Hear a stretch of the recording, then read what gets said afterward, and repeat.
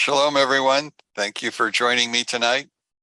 For those who usually get my notes, I have not sent them out yet. I've been working since 8:30 this morning on them, and I still don't like them. But anyway, I have plenty to talk about, so let's kind of dig in. I want you first off to turn to Exodus chapter 9, which is the last week's Parsha. And I want you to look at that very first verse, if you will. So look at the verse. It says, Hashem said to Moses, "Come to Pharaoh and speak to him." So I said to the God of the Hebrews, "Send out my people that they may serve me." Come to Pharaoh. Up until this point, every time Moses has spoken directly to Pharaoh, Pharaoh has always been outdoors. This is the first time where he will actually be indoors in his chamber. And so as we're looking at this, we have this unusual expression, come to. Now, the expression was used earlier in the book of Genesis in chapter 6 or chapter 9, come into the ark. But this isn't an ark that he's coming into. He's coming into the chambers of Pharaoh. And in coming into the Pharaoh's chambers, it's not a pleasant place to come. Now, if you look at chapter 10, verse 1, you again find, he tells him, Hashem spoke to Moses, come to Pharaoh. But this time, notice what he says.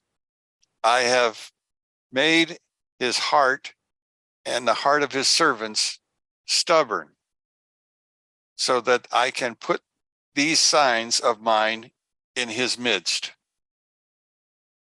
The first time he came, he was scared to death. And you see, that would not be a hard thing to do, because when you begin to go to, if you go back and remember Esther, when she went to see Ahasuerus, in that process of going in, she didn't just walk through the front door and was there in front of him, but she went through anterooms or smaller rooms leading to him. And each room was filled with idolatrous symbols, pagan ideas. As she walked through, she found herself begging God, feeling that she had been forsaken. Moses probably had similar feelings that first time he went in. But he went, he did as he was asked, and he thought it was done. He wouldn't have to go back again. And now here in chapter 10, he finds himself going back a second time. Again, going through all the anterooms, going into where he is at. And as he goes in, he now knows that God is intending to harden his heart, to make it so that he doesn't want to change his mind. Imagine going to a place where you know the answer will be no, and you know that the man who's going to give you that no is very, very high. And spiritually, on the evil side, he is greater than you are. And that's what the people believed happened. Moses, though as great as he was not equal to Pharaoh. Pharaoh was a Tananim. Pharaoh was a crocodile. Pharaoh was a serpent. Pharaoh was a Leviathan. Pharaoh was all things evil. And so as he goes in this second time, I can't imagine that he felt any better as he walked in front of him. But he went, he did as he was commanded. And now I want you to go to look at chapter 11, the very end of chapter 11, because by now Moses has lost his fear. Look at verse number 8 in chapter 11. Then all these servants of yours will come down to me and bow to me, saying, leave you and the entire people that follows you. And after that, I will leave. But notice what he says next. And he left Pharaoh's presence in a burning anger. I wanted to know what it meant to be in a burning anger. So I went to the Talmud, because that's where it talks about it. And the question is, what does it mean? According to Rakish, or Rish Lakish, it means he slapped him. Now, can you imagine standing before the President of the United States, giving him a warning, and then slapping him as you leave? How much change has gone on in Moses? How much has he grown as a leader? That's one of the things that happens as we stay closer to God. We begin to grow stronger and more intense in our understanding. And even though we're not always on the same level as the other person, we still manage to grow and find ourselves falling or leaning upon him. Verse 9 says, and Hashem said to Moses, Pharaoh will not heed you, so that my wonders may be multiplied in the land of Egypt. And so Moses and Aaron performed these wonders before Pharaoh, but Hashem strengthened the heart of Pharaoh, and he did not send out the children of Israel. Now there was one more plague that was yet to happen. But before that plague, Israel gets its first mitzvah, its first commandment. And that's really what I want to talk to you about tonight. That first commandment, that first thing that they were now responsible for doing. If you look at it, it says, Hashem said to Moses and Aaron, in the land of Egypt, that's where they were at this point in time, this month shall be for you the beginning of months, and it shall be for you the first of the months. So we know that we are just entering into the month which is called Nisan. That's what's happening. This is that month. And we're just entering into it. And God is now telling Moses, the first thing that you're going to talk to the people about is that we are now making this the first month. Well, we know that the first month actually up until this time had been the month of Tishri. But again, it wasn't the month of Tishri that was important. It was the first day of Tishri. You see, Tishri begins with Rosh Hashanah. It begins with the celebration. What are they celebrating? They're celebrating the creation of man. Because you see, on Rosh Hashanah, on the very first day in which man was created, the Jewish people understand that to be Rosh Hashanah. Now, the earth, according to them, was created on Elul 25. The 25th day of Elul. So then the question comes, how on earth could a month start in the middle and be the first day? Which rose to a level of an argument. The arguments can be found in the book of the Talmud, in the book of Rosh Hashanah, and it starts in chapter 10, B. I want to read a little bit. From this inference, both of them, Rabbi Meir and Rabbi Elazar, hold that the world was created in Nisan, and that the years are counted from that month as it was becoming the first month. You see, there was a real discussion, a real argument between them and Rabbi Yehoshua ben Levi over when actually the calendar should have started. And really, that's what I want to talk about, is the calendar. Because the calendar actually is a very significant part of us. Whether we realize it or not, we really should pay attention to the Jewish calendar. And we probably do. Because you see, the Jewish calendar was built for spiritual understanding.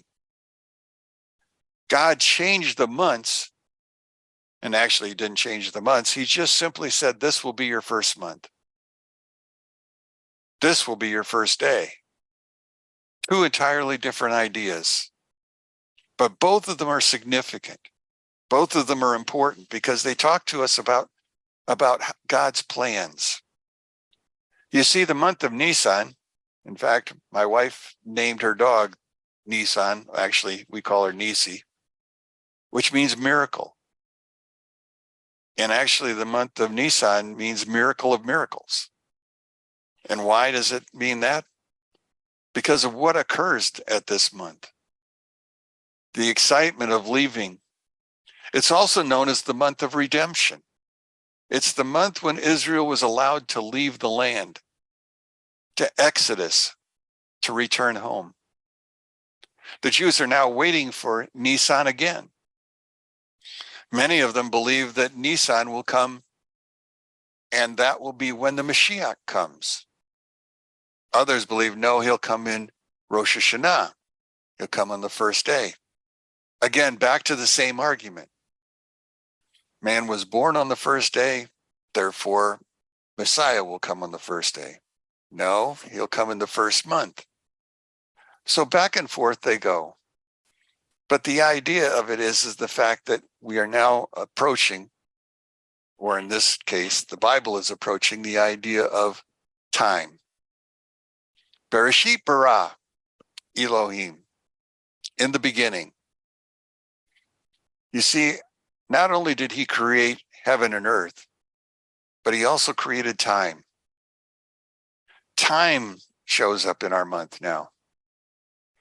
One of the things that science is now working on is the understanding of how time and space work together.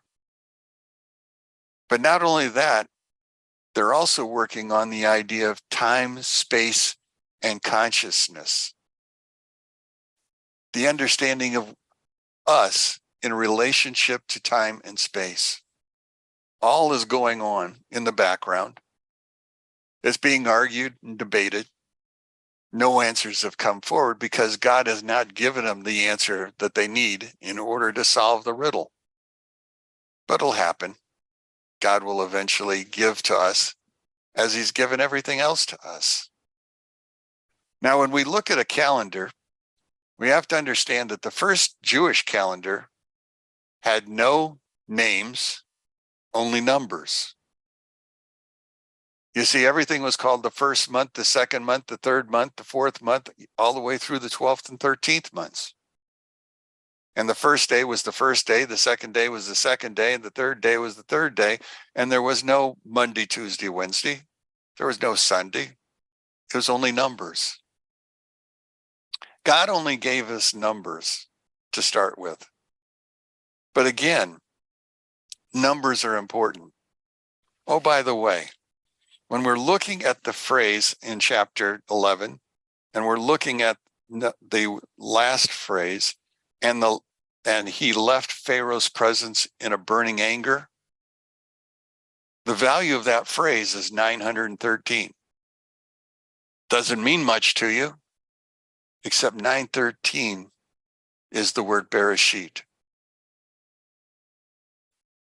God put into his mind a hint of a beginning. Now remember, we said that this book was going to be called the second beginning, the second creation, Shishi. The first creation was Genesis, but this was the second creation. This was the creation of a nation. And in the creation of a nation, we begin to see time. We begin to understand that it's very different than what we've normally used to. Now, the Egyptians had a calendar. Abraham had a calendar. Well, actually, he didn't have a calendar. He lived in Ur of Chaldees. The Chaldeans had a calendar. The calendar was based on the moon. Well, the Hebrew calendar is kind of based on the moon too. Abraham understood that there was a period in time in which everything functioned, as they said. But you see, that was only in a lunar calendar, it's only 354 days. And so over the course of time, the Chaldeans lost track of time, just like the Muslims do today. Ramadan, one of the biggest festivals. What month is it in? It's in all the months, because you see their calendar is only 354 days. So they lose time. And so they're constantly chasing Ramadan from month to month. Eventually it can be in the spring, or it can be the summer, or it could be in the fall, or it could be in the winter. That's Ramadan. Well, the Egyptians also had a calendar. So when we got down there, when the Jews got to Egypt, they had a calendar that they worked with. It was a calendar also based on the moon. Again, it was also based on something else. It was based on seasons. Seasons. Do you remember Genesis chapter 1, 14 and 15? God created the sun, the moon, and the stars for what purpose? Signs and festivals. Wait a second, there are no festivals in Genesis 1.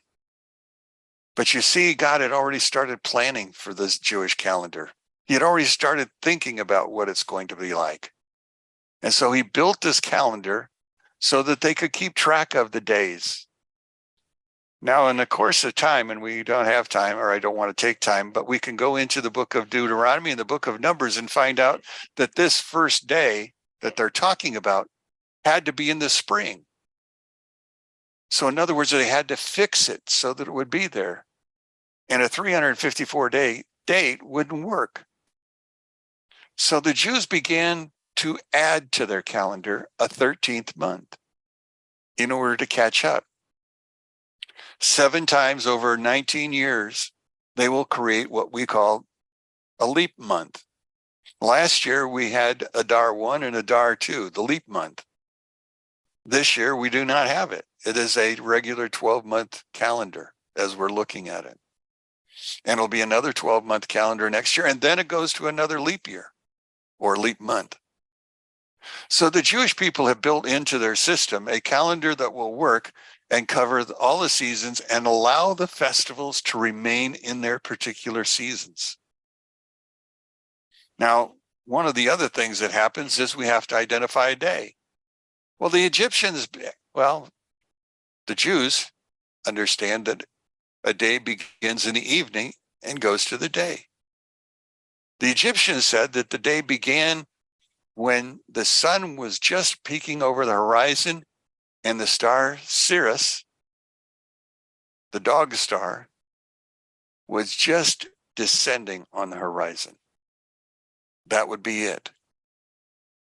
Well, again, you and I know that every morning we get up is not the same time every day for the sun to come up.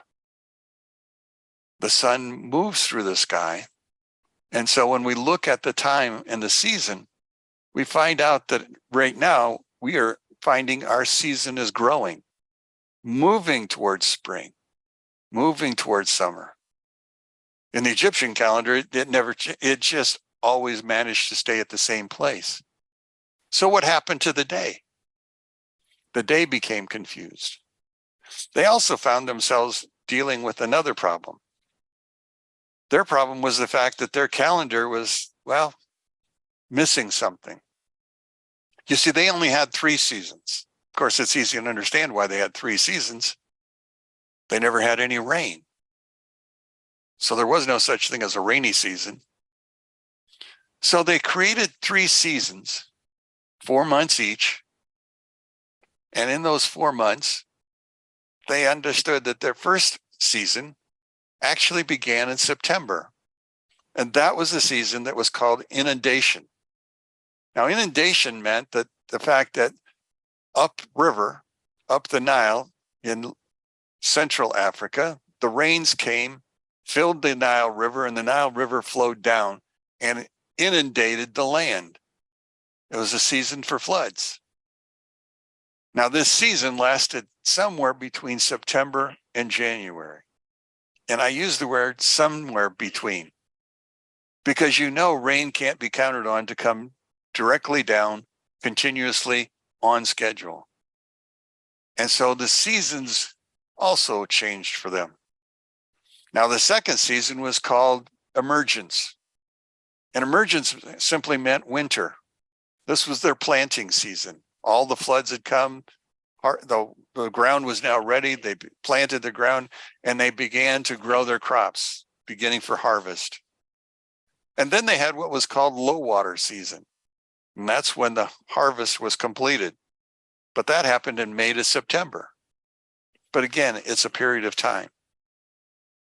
So their calendar was built in such a way to deal with that. So they had 4 months, 30-day months, or 360 days. They still don't have 365. So they just simply, Pharaoh decided that we will add 5 days to our calendar. And that's how it worked out. Now, in Hebrew, when we go through this, the first of the months is called Rosh Chodesh. Rosh Chodesh. Month is Kodesh. Rosh is head. But it didn't need to be there because the word Kodesh also has a familiar word. The word for new is Kaddish. Same letters, different vowels. But what's really amazing was the fact that Rabbi Ginsburg, when he was looking at this, found out that it was the 1820th sentence in the Bible. Now, I don't think I'm going to ever spend my time counting the number of sentences in the Bible, but he did. 1820. 1820, again, is back to math. Hebrew, the first scholars in Hebrew studied the letters, but the letters are valued with numbers. And so when they read scriptures, they had a mathematical mind. They saw things in there that were mathematical. They could make comparisons between two mathematical phrases. That is where they grew. Well, 1820 can be figured out to be 70 times 26. 70 in Hebrew is the word sod. Sod is the word for secret. Now, 26 is the value of God's name, Yod-Keh Vav-Keh.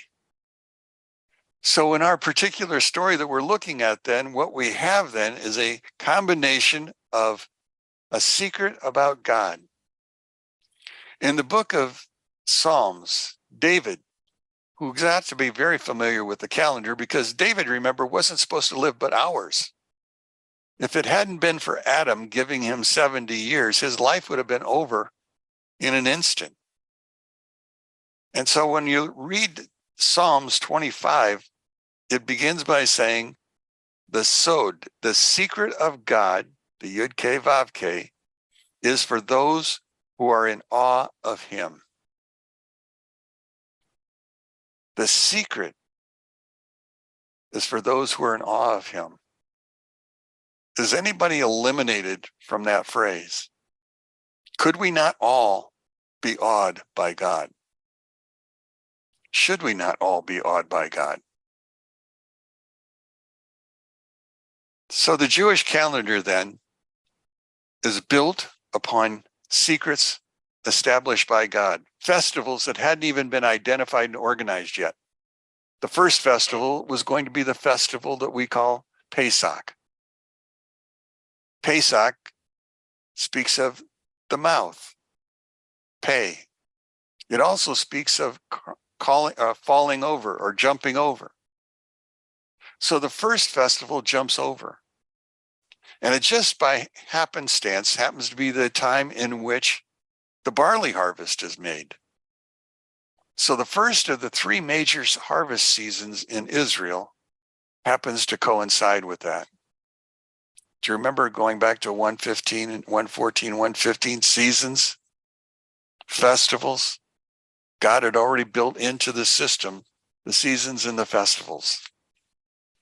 Now, as you go through it, you count 50 days from Passover, and where do you end up? You end up at Sukkot. Sukkot is that festival that celebrates the giving of the Torah. But it also is the second season in Israel. It's the season of the wheat harvest. You continue through a hot summer, and you reach the fall, and you reach Tishri 1. Well, actually, you need to go all the way to Tishri 15 because that's the other festival for harvest. That's the grape harvest. That's the harvesting of the fruit. That's the end season in a Jewish calendar. So God built into this system, into his calendars, something quite amazing. Things that we should probably think about. Now, there's a whole lot more that I could read to you, but actually, I want you just to think about the calendar and to take time to explore it in your own house, in your own way of looking at things. Do you understand the Jewish calendar is far superior to the English one? Oh, yeah, we got Monday through Friday, just like they do. But how they look at Shabbat, the day of rest, how they look at all the festivals, how they all fit and intertwine into God's plan. The idea of the festival of Purim, which was not an original festival, but according to the Talmud, in the end, 2 festivals will be celebrated, and Purim is one of them. Imagine that. Okay, half hour, I'm through. I'm finished early tonight. Anybody have anything you want to talk about? Anything they want to comment on? If you do, it'll probably strike something that caused me to think about something else. As Ross sits there and smiles at me. I'm going to take my headset off and allow my wife to listen to you people talk to me.